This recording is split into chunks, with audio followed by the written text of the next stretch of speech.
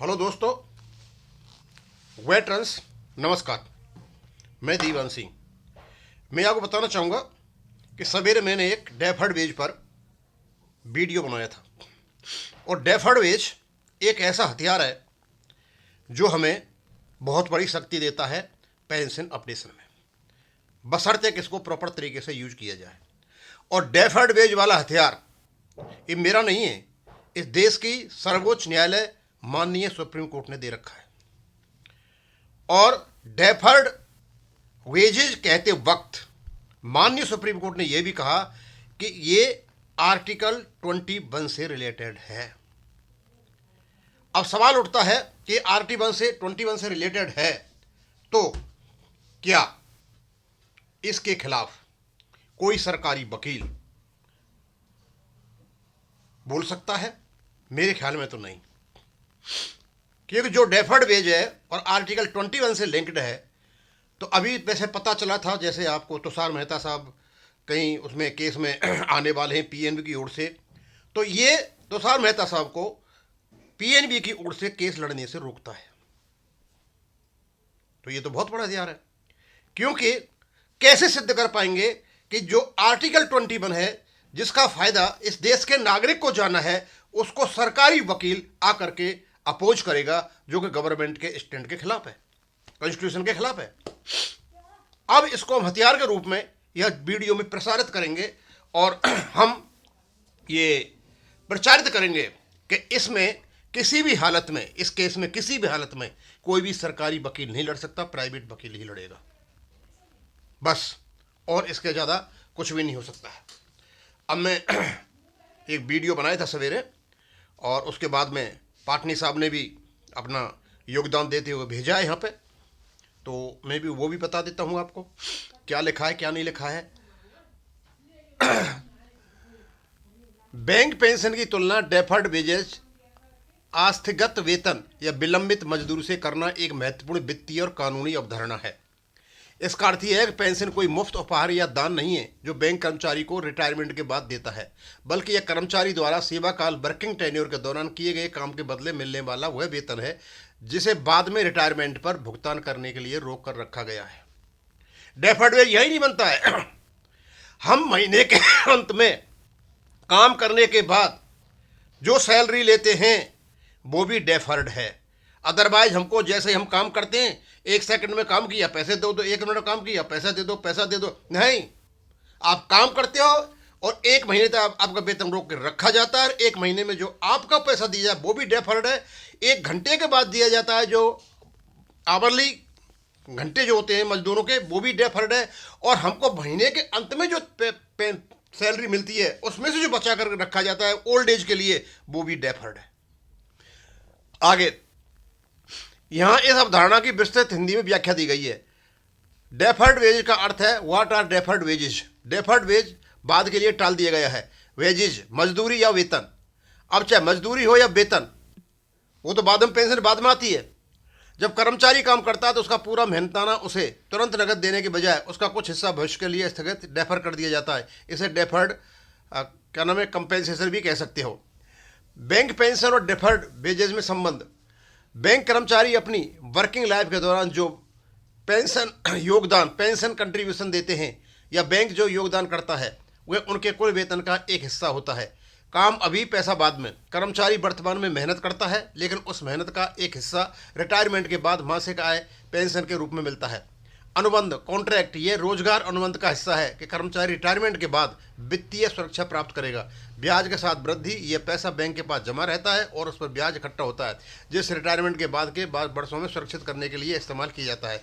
ये तुलना क्यों की जाती है? विस्तृत कारण। सुप्रीम कोर्ट और विभिन्न उच्च न्यायालयों ने अपने फैसलों में इस बात को रेखांकित किया कि पेंशन एक अधिकार न कोई अनुग्रह राशि नहीं है। सेवानिवृत्ति के बाद सुरक्षा यह सुनिश्चित करता है कि कर्मचारी के सुनहरे वर्ष रिटायरमेंट ईयर्स आर्थिक रूप से सुरक्षित रहें। मुद्रास्फीति के खिलाफ ढाल, चूंकि यह वेतन का ही हिस्सा है, इसलिए समय समय पर पेंशन में अपडेशन, वेतन संशोधन के साथ पेंशन बढ़ना ही मांग इस आधार पर की जाती है कि ये वैल्यू में कमी नहीं आनी चाहिए। टैक्स लाभ, यह आस्थगित मुआवजा डेफर्ड कंपेंसेशन होता है, यानी जब तक रिटायरमेंट पर नहीं मिलता नहीं है तब तक कर्मचारी को उस पर टैक्स नहीं देना पड़ता है। व्यावहारिक उदाहरण, मान लीजिए पीएफ और पेंशन, कर्मचारी की सैलरी से कटने वाला पीएफ और बैंक द्वारा पेंशन फंड में डाला गया हिस्सा दोनों ही उस वेतन का हिस्सा हैं जो उसे नौकरी के बाद मिलेगा। उदाहरण, मान लीजिए एक कर्मचारी की सैलरी 50,000 है और यदि 5,000 रुपया पेंशन फंड में जा रहे हैं तो वास्तव में हुए कर्मचारी 55,000 रुपये यानी इतने के बराबर काम कर रहा है, लेकिन 5,000 बाद के लिए डिफर्ड कर दिए गए हैं। बैंक पेंशन को डिफर्ड वेजेज मानना इस बात को स्थापित करता है कि पेंशन पाने का अधिकार कर्मचारी की सेवा के दौरान ही अर्जित कर लिया जाता है। एक डेफर्ड कंपेंसेशन विलंबित क्षतिपूर्ति का रूप है। अब ये तो आपने सारी देख ली डेफर्ड की परिभाषा। दोस्तों, सुप्रीम कोर्ट में हमारा केस है, वहां अपने अपने हथियार सारे आजमाएंगे और हथियार हमारे भी तो होने चाहिए। हमारे पास सबसे सशक्त यदि कोई हथियार है तो वो है हमारा रेगुलेशन। रेगुलेशन में हमारा पेंशन प्रोविजन है और पेंशन फंड बेस्ड नहीं है, पेंशन का देने का काम स्टैट्यूटरी बॉडी का है, पहला हथियार। दूसरा हथियार, किसी का यदि कमजोर हथियार है तो उसको भी मजबूत बनाने के लिए आपको काम करना है। वो दूसरा हथियार है आईबीए का एफिडेविट। आईबीए के एफिडेविट को झूठा करने के लिए आपके पास आपका पेंशन रेगुलेशन है और आईबीए का एफिडेविट झूठा होता है तो इसका मतलब सीधा साधा है कि आईबीए पेंशन, बैंक पेंशन की पेंशन को रोक रहा है। और अब आता है डेफर्ड वेजेस।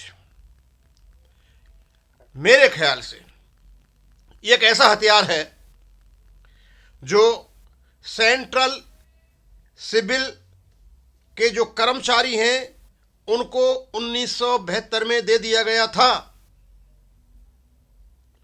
इसी कारण से उनकी पेंशन अपडेट होती हैं। उनके रेगुलेशन में कहीं भी पेंशन अपडेशन नहीं लिखा हुआ था, क्योंकि जब ये डेफर्ड वेज है तो ऑटोमेटिक इसमें पेंशन अपडेशन है। और 2021 और 23 तक सेंट्रल कर्मचारियों ने इसी बेस पर अपनी पेंशन रिवाइज कराई है।